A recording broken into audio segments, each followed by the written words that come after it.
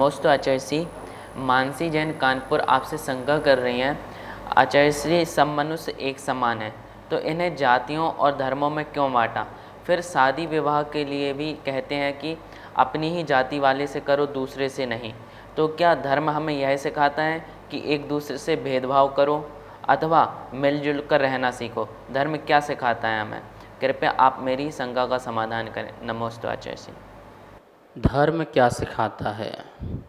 देखिए, धर्म तो पाप छोड़ना सिखाता है। धर्म तो ये कहता है कि राग भी छोड़ो, स्नेह भी छोड़ो, ये बाह्य जगत का जो प्रेम है उसको भी छोड़ो और वीतराग बनो। तो इस प्रकार से यदि आप वीतराग धर्म को प्राप्त करना चाहते हैं तो फिर तो शादी विवाह आदि भी जो हैं बंधन के ही कारण होते हैं। लेकिन फिर भी विवाह जो है वासना का नियंत्रण है, अणुव्रतों को ग्रहण करने का तरीका है। ब्रह्मचर्य अणुव्रत ग्रहण करना कि मैं अपने द्वारा अपनी जो स्त्री है उससे संतोष मात्र रखूँगा, ऐसा भाव रखना भी ये ब्रह्मचर्य है। उसको भी महावीर स्वामी ने ब्रह्मचर्य कहा। यदि ऐसा व्रत लेते हैं तो वो भी आपका जो है एक देश धर्म जो है घर में रहकर भी पालन होता है। आपस में कलह नहीं होना चाहिए, आपस में स्नेह होना चाहिए, इस बात को ध्यान रखना चाहिए। तो धर्म कभी बंटवारा नहीं करता है, इस बात का ध्यान रखना। मनुष्य जाति आप एक कहते हैं, ठीक है, जाति की अपेक्षा से एक है, पर संस्कार की अपेक्षा से एक नहीं है। संस्कार जो हैं भिन्न भिन्न हुआ करते हैं। जैसे पक्षी अपनी जाति की अपेक्षा से एक है, लेकिन तोते अलग हैं, कबूतर अलग है, मैना अलग है, कौआ अलग है, चील अलग है। तो चील चील के साथ बैठते हैं, कौए कौए के साथ बैठते हैं, कबूतर कबूतर के साथ बैठते हैं, तोते तोते के साथ बैठते हैं।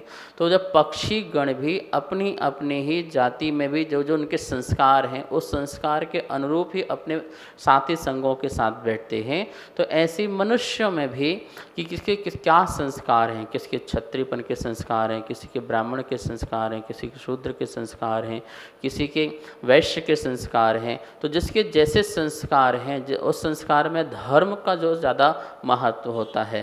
जैसे जैन है तो जैन में अपने वीतराग धर्म का जो संस्कार है, अपरिग्रह का संस्कार है, अहिंसा का संस्कार है, तो वो अपने जैन में है, इसलिए बोलते हैं जैन जैन से शादी करें, ठीक है ना।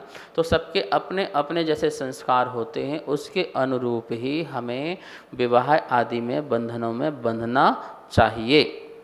अन्न अन्न में बंध जाएंगे तो संस्कार एक से नहीं मिलेंगे, तो फिर लड़ाई होंगी, फिर झगड़े होंगे, बेमनस्ता होगी और आपस में मनमुटाव होगा और जीन्स का भी फिर अंतर आता है। शरीर जो है किसी दूसरे जो संस्कार वाले व्यक्ति के शरीर से दूसरे वाले से इसका आपस में क्या है नहीं होता है, एक कनेक्टिविटी नहीं बन पाती है और शरीर जो है बिल्कुल विपरीत हो जाता है और जिसके कारण अनेक बीमारियां भी पैदा हो जाती हैं। ये साइंटिफिक है, ये बहुत ही वैज्ञानिक है, इसे साइंस से भी प्रूफ हो चुका है। इसलिए अपने ही जाति और संस्कार में रह करके अपना जीवन यापन करना चाहिए। और धर्म की जो बात है, धर्म कभी तोड़ना नहीं सिखाता है, धर्म तो अपने आप से भी जोड़ना सिखाता है और अपनों से भी जोड़ना सिखाता है। इसलिए यह कार्य जो है हमें बहुत ही सावधानी पूर्वक और अच्छे से करना चाहिए। मतलब कि किसी प्रकार की संसार में जो है विडंबना पैदा ना हो, इस बात का भी हमें बिल्कुल ध्यान रखना चाहिए। नमोस्तु आचार्य श्री। हार्दिक जैन सोलापुर आपसे शंका कर रहे हैं। आचार्य श्री, मैं अभी अभी धर्म से जुड़ा हूँ और मुझे जैन धर्म के बारे में कोई भी जानकारी प्राप्त नहीं है और मुझे ध्यान करने में ज़्यादा रुचि है। तो मैं शुरुआत में कैसे स्टेप बाय स्टेप ध्यान करना प्रारंभ करूं?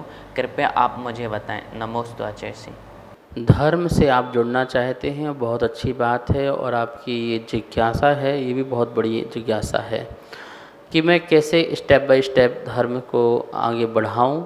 तो मैं सबसे पहले कहना चाहता हूँ, स्टेप तो बहुत सारे हैं और बहुत सारे बताएंगे तो आप बहुत कंफ्यूज हो जाएंगे। आप यही करें, सबसे पहले प्रातःकाल उठना प्रारंभ करें। प्रातःकाल उठ करके आप थोड़ा सा मेडिटेशन करें, थोड़ा सा योगा करें, जिससे आपका शरीर भी स्वस्थ रहे और आपका मन भी स्वस्थ रहे। तो सबसे पहले आप प्रातःकाल ये करें और फिर अपनी नित्य क्रिया कर्म करते हुए मंदिर जाना सबसे पहले प्रारंभ करें। आप ये लक्ष्य बना लें कि मुझे मंदिर जाना है। मैं बताता हूँ कि यदि आप मंदिर जाना प्रारंभ करेंगे तो धीरे धीरे आपके सारे के सारे स्टेप बढ़ना प्रारंभ हो जाएंगे। मंदिर में गुरु भी मिलेंगे, कभी विद्वान भी मिलेंगे, कुछ लोग ऐसे भी मिलेंगे जो आपको अच्छे कार्य में लगाने की कोशिश करेंगे और हमको जुड़ते जाना है, ठीक है ना। आप मंदिर जाना प्रारंभ करेंगे, फिर आपका कभी अभिषेक का मन होगा, कभी पूजा का मन होगा, फिर कभी स्वाध्याय का मन होगा। स्वाध्याय करेंगे तो फिर उसमें अच्छी बातें लिखी रहेंगी तो आप उसको फॉलो करोगे। वहाँ गुरु मिलेंगे तो गुरु के उपदेश भी मिलेगा, उनका उपदेश मिलेगा तो उनको आप उतारोगे। फिर आपका जो जीवन में परिवर्तन आना है वो धीरे धीरे धीरे स्टार्ट हो जाएगा। जो व्यक्ति मंदिर नहीं जाता है उसका कोई भी स्टेप बढ़ नहीं पाता है, कोई भी सीढ़ी चढ़ नहीं पाता है। इसलिए मैं आपसे यही कहना चाहूँगा, मंदिर गए इसका मतलब है तुम्हारा जीवन ही मंदिर बन जाएगा, तुम्हारा मन सुंदर बन जाएगा। हाँ, वहाँ पे यदि किसी प्रकार से ऐसे असामाजिक लोग भी होते हैं, कलह करने वाले, उन पर आपको किसी प्रकार का विशेष ध्यान नहीं देना है। ऐसे दो चार हर जगह मिलेंगे, इसलिए उन पर विशेष ध्यान न देते हुए जो जो अच्छे लोग हैं उन पर ध्यान दें, परमात्मा पर ध्यान दें। गुरु आएंगे, गुरु की भक्ति करें, सेवा करें और धीरे धीरे सने सने आप देखेंगे कि आपके जीवन में परिवर्तन आ गया, आपके जीवन में क्रांति आ गई है।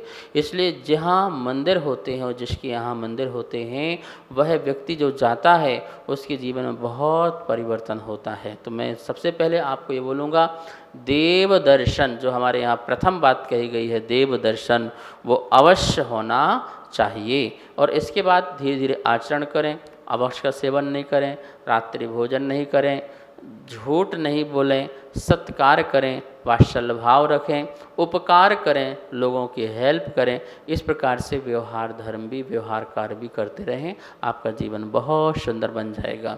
और रही बात धर्म को पूरे मोक्ष तक की यदि बात करें कि मोक्ष तक कैसे पहुंचना है, तो उसके लिए फिर आपको रत्नकंडक श्रावकाचार और तत्वार सूत्र, ये दो जो ग्रंथ हैं इनका स्वाध्याय करें, आपको सब पता चल जाएगा कैसे धर्म में हमको आगे बढ़ना है। सभी को सादर जय जिनेंद्र। आप नित्य आगम धारा शंका समाधान पूज्य गुरुदेव के मुखारबिंद से सुन रहे हैं और अपनी शंकाओं का आगम के अनुसार समाधान पा रहे हैं। और पूज्य गुरुदेव की 6 डाला की पाठशाला भी आप आदिनाथ टीवी चैनल के माध्यम से नित्य देख रहे हैं और घर बैठे स्वाध्याय कर रहे हैं। अगर आपको पाठशाला संबंधित कोई भी शंका आपके मन में उत्पन्न हो रही है तो आप हमें नीचे दिए गए नंबर पर भेज सकते हैं और अन्य सभी शंकाएं हमें भेज सकते हैं और आपको उन शंकाओं का आगम के अनुसार समाधान प्राप्त होगा पूज्य गुरुदेव के मुखारविंद से और आदिनाथ टीवी चैनल के माध्यम से। आप इस कार्यक्रम के पुण्यार्जक भी बन सकते हैं और पूरे देश में अपना नाम प्रसारित करा सकते हैं। अगर आप इस कार्यक्रम के पुण्यार्जक बनना चाहते हैं तो हमें नीचे दिए गए नंबर पर संपर्क करें। 1 महीने के लिए 11,000 रुपये की राशि के माध्यम से आप पुण्यार्जक बन सकते हैं और अपना नाम आदिनाथ टीवी चैनल के माध्यम से पूरे विश्व में प्रसारित कर सकते हैं। जय जिनेंद्र। इस कार्यक्रम के पुण्यार्जक थे